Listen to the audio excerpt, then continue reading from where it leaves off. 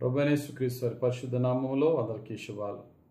ఈరోజు మన అనుదిన ఆత్మీయ ఆహారంగా మన జీవితంలో బుద్ధి జ్ఞానముతో ప్రవర్తించుట మనకున్న ధనము కంటే బలము కంటే చాలా శ్రేష్టము అనే సత్యాన్ని గమనించాలి. కొంతమంది బలవంతులు ఉంటారు కానీ బుద్ధి వివేకం ఉండదు. ఉదాహరణకి సంసోను చాలా బలవంతుడు, కానీ అతన్ని చంపజూచు అతన్ని సర్వనాశనానికి ప్లాన్ చేస్తున్న దెలీలా యొక్క మనసును అతడు కనీసం గమనించలేకపోయాడు. అంత బలవంతుడు కూడా బుద్ధిని కోల్పోయాడు. మన జీవితంలో నీకెంత బలం ఉందా, నీకెంత డబ్బు ఉందా అనేది ముఖ్యం కంటే దానికంటే ముఖ్యమైనది నేను తెలుసుకున్న వాక్యానుసారంగా లేక తెలుసుకున్న లోక జ్ఞానానుసారంగా మనము ఏ విధంగా మనం ప్రవర్తిస్తున్నామా మన జీవితాన్ని చెక్ చేసుకోవాలా. అదే జ్ఞానానికి తెలివికి డిఫరెన్స్. నాలెడ్జ్కి విజ్డమ్కి తేడా ఏంటంటే, నాలెడ్జ్ అనేది చాలామందికి ఉంటుంది, వైజ్నెస్ అనేది కొంతమందికే ఉంటుంది. అంటే జ్ఞానం అనేది చాలామందికి ఉంటుంది. జ్ఞానం అనేది ఏంటంటే ఇన్ఫర్మేషన్, ఇది దాని గురించిన కొన్ని సత్యాలు తెలుసుకోవడం. కానీ తెలుసుకున్న దాని ప్రకారంగా నడవడం, తెలుసుకున్న దాని ప్రకారంగా సరైన నిర్ణయాలు తీసుకోవడానికి మనకి కొంచెం బుద్ధి కావాలా, వివేకము కావాలి. బైబిల్లో ఒక మాట ఉంటుంది, ప్రసంగి గ్రంథం 9వ అధ్యాయం 18వ వచనంలో, యుద్ధాయుధముల కంటే జ్ఞానము శ్రేష్టము, ఒక పాపాత్ముడు అనేకమైన మంచి పనులను చెరుపును. చదవబడిన వాక్యంలో చూస్తే నీకు యుద్ధాయుధాలు ఉండొచ్చు, కానీ నీ దేశాన్ని, నీ యొక్క పట్టణాన్ని, నీ ఊరిని లేక నిన్ను నీవు కాపాడుకోవాలంటే నీకున్న యుద్ధాయుధముల కంటే బుద్ధి జ్ఞానము గల వివేకము గల ఆత్మ మనకు అవసరం. బైబిల్లో సందర్భాన్ని మీ ముందు ఉంచుతాను. రాజు అయినటువంటి దావీదు విషయంలో, మరి రాజు భక్తుడైన దావీదు ముందు యోధా గోత్రానికి రాజు అయ్యాడు, తర్వాత 12 గోత్రాలకి రాజు అయ్యాడు. ఆ యొక్క 12 గోత్రాల్లో గోత్రమైనటువంటి బెన్యామీను గోత్రానికి చెందినవాడు షీబా అని ఒక అతను ఉన్నాడు. అతడు భక్తుడైనటువంటి దావీదు 12 గోత్రాలకి రాజుగా ఉండుట అతనికి ఇష్టం లేదు. అందుకని ప్రజలను దావీదుకి విరోధంగా ప్రేరేపణ చేసి దావీదుని రాజుగా చేయకూడదని అతడు దావీదు గురించి చెడుగా మాట్లాడాడు. దావీదు అతని యొక్క సైన్యాధిపతి అయినటువంటి యోవాబుకి అప్పగించాడు అతన్ని. వాడంతా చూడు, వాడిని సర్వనాశనం చేయి, వాడు మన రాజ్యానికి ఒక చీడపురుగులా ఉన్నాడు, వాడు మనకి ఎంతో హాని చేస్తున్నాడు, వాడి సంగతి చూడంటే యోవాబు సైన్యాధిపతి.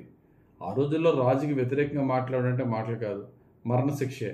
కాబట్టి యోవాబు అతను పట్టుకోవడానికి వెళ్తే ఈ షీబా అనే వ్యక్తి పారిపోయి తన ఊరైనటువంటి తన ప్రజల దగ్గరికి పారిపోయి ఆబేలు అనే ఒక ఊరిలోకి వెళ్ళిపోతాడు. ఆ ఊరికి పూర్తి పేరు ఏంటంటే ఆబేలు బెత్మాయక అనే ఊరిలోకి వెళ్తాడు. ఆ ఊరికి చుట్టూరు పెద్ద ప్రహారీ గోడ ఉంటుంది, పెద్ద గేట్ ఉంటుంది. ఆ ఊరిలోకి వెళ్ళిపోయి దాక్కుంటాడు.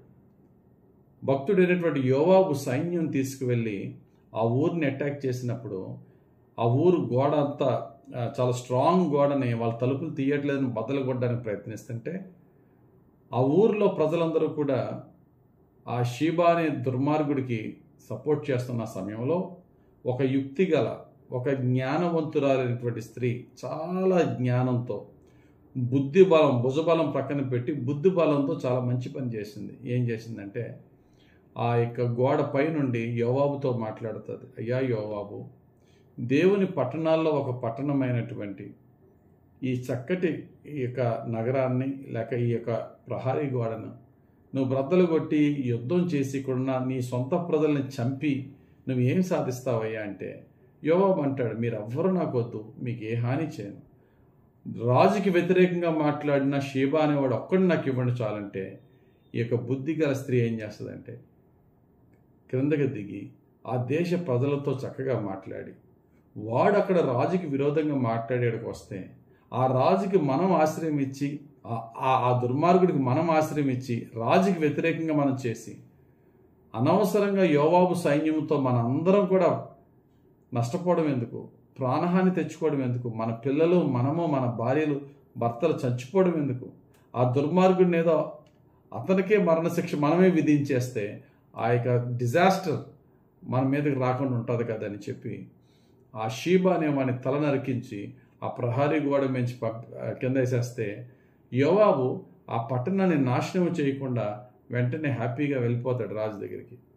గమనించండి, ఈ విషయం మనకి 2 సమూయేలు గ్రంథం 20వ అధ్యాయం 15వ వచనంలో ఉంటుంది. ఈ ప్రకారము వారు వచ్చి ఆబేలు బెత్మయాకాయందు బిక్రీని, అంటే బిక్రీ అంటే షేబా అనమాట, బిక్రీ కుమారుడని షేబా ముట్టడి వేసి పట్టణపు ప్రాకారం ఎదుట బురుజు కట్టగా యోవాబు వారందరూ ప్రాకారమును పడవేయుటకు దానిని కొట్టిరి. ఎంతో కష్టపడితే కట్టిన ప్రాకారాన్ని బద్దలు కొట్టేస్తున్నారు వీళ్ళు. వెంటనే అప్పుడు ఏమైంది చూడండి. అప్పుడు యుక్తిగల ఒక స్త్రీ, చూడండి, మన స్త్రీలు కొంతమంది వంటింటికే పరిమితం అన్నట్టుగా ఉంటారు, కొంతమంది మరికొంతమంది వర్క్ చేసినా మాకెందుకులే అన్నీ అనుకుంటారు. కానీ ఇక్కడ ఈ యుక్తిగల స్త్రీ ఆ పట్టణాన్ని కాపాడింది. అప్పుడు యుక్తిగల స్త్రీ ప్రాకారం ఎక్కి, ఓహో ఆలకించుడి ఆలకించుడి, నేను అతనితో మాట్లాడునట్లు యోవాబును ఇక్కడికి రమ్మని చెప్పుడని కేకవేయిగా యోవాబు ఆమె దగ్గరికి వచ్చాను. ఆ యోవాబు వచ్చినప్పుడు, అయ్యా నీ దాసురాలనయ్యా, ఒక్కసారి నా మనవి ఆలకించు, దేవుని పట్టణాన్ని నువ్వు ఎందుకు నాశనం చేస్తావు? ఆ దుర్మార్గుని తల నేనే వేసేస్తాను కిందకి. అప్పుడు యోవాబు అంటాడు, నువ్వు ఆ పని కనుక చేస్తే మీ ఊరిని కానీ మీ ప్రజలను కానీ ఎవరిని హాని చేయనమ్మా అంటాడు. వెంటనే ఆ వ్యక్తికి మరణశిక్ష చేసి ఆ వ్యక్తి యొక్క తలను ఆ యొక్క ప్రాకారం బయట పాడేస్తే ఊరంతా, పట్టణమంతా, ఆ ప్రహారీ గోడ అంతా క్షేమంగా ఉంది, సమాధానం కలిగింది. ఎప్పుడైనా సరే గమనించండి, మనం సమస్యను పెద్దది చేసుకోవడం మన చేతుల్లోనే ఉంటుంది. దాన్ని పెద్ద సమస్యను చక్కగా సమాధానపరచుకోవడం కూడా మన చేతిలో ఉంటుంది. నా దగ్గర భుజబలం ఉంది, నా దగ్గర జనబలం ఉంది, నా దగ్గర రాజకీయ బలం ఉంది, నా దగ్గర డబ్బు బలం ఉంది, నా దగ్గర కర్ర కత్తి ఉన్నదని చెప్పి మనము రెచ్చిపోయి మాట్లాడితే చిన్న గొడవను పెద్దది చేసుకున్న వాళ్ళం అవుతాం. బైబిల్ ఏం చెప్తుంది తెలుసా?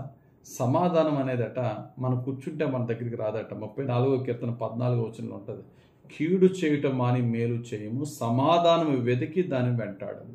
సమాధానాన్ని ఏం చేయాలటండి? దాని గురించి మనం ధ్యానించాలి. నేను ఎలా సమాధాన పడగలను? ఏది న్యాయము, ఏది యుక్తము? ఈ ఒక్క దుర్మార్గుడు మా కులమోడు, మా మతమోడు, మా ప్రాంతమోడు అని వీడిని వెనకేసుకుని వచ్చి కష్టం నెత్తిమీద తెచ్చుకుందామా? వాడినే అప్పగించి పెద్ద శోధ నుంచి తప్పించుకుందామని యుక్తిగల స్త్రీ చాలా చక్కటి నిర్ణయం తీసుకుంది. ఈరోజు మన కుటుంబాల్లో కూడా కొన్ని సమస్యలు ఉంటాయి, మన పనిచేస్తున్న చోట కొన్ని సమస్యలు ఉంటాయి. ఆ సమస్యల్లో ప్రభువా అది పెద్దది చేసుకోకుండా నీ యొక్క పరిశుద్ధాత్మ నడిపింపుతో కొంచెం తగ్గింపు గల మనసు, హంబుల్గా నేను ఎలా మాట్లాడి సమాధానపరుచుకోగలను ప్రభువా అని ఆలోచన చేస్తూ, ముందుగా ప్రార్థన చేసి తర్వాత ఆలోచన చేసి ప్రయత్నిద్దాం. పెద్ద పెద్ద సమస్యల్ని చిన్న చిన్న సెటిల్మెంట్తోనే మనం సెటిల్ చేసుకోగలం. అట్టి కృప, అట్టి పరిశుద్ధాత్మ నడిపింపు, అట్టి మేలుకొలుపు, అట్టి దీనత్వం ప్రభు మనకిచ్చి మనకు సమాధానం ఇచ్చునుగాక. ఆమేన్. ప్రార్థన చేసుకుందాం. ప్రేమ కలిగిన తండ్రి, నీ వాక్యం ద్వారా సెలవిచ్చున్నాం, యుద్ధాయుధముల కంటే జ్ఞానము కలిగి ఉండితే మేలన్నావు నాయన. అయ్యా, మా బలగాలు ఎన్ని ఉన్నాయో ప్రక్కన పెట్టి బుద్ధి కలిగి, జ్ఞానము కలిగి ప్రవర్తించి, సమాధానం వెతికి వెంటాడి, యుక్తిగల వైజ్ ఉమెన్ ఏ విధంగా ప్రవర్తించిందో ఆ విధంగా ప్రతి చిన్న విషయంలోనూ పెద్ద విషయంలోనూ జ్ఞానవంతులుగా, వివేకము కలిగిన వారముగా ప్రవర్తించి నీ సమాధానం వెతికి పొందుకునే నీ కృప మాకు దయచేయమని యేసుక్రీస్తు వారి పరిశుద్ధ నామంలో ప్రార్థించి వేడుకొంచున్నాం తండ్రి.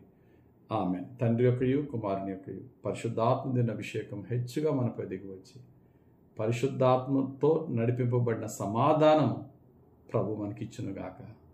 ఆమేన్. God bless you. Have a very blessed day.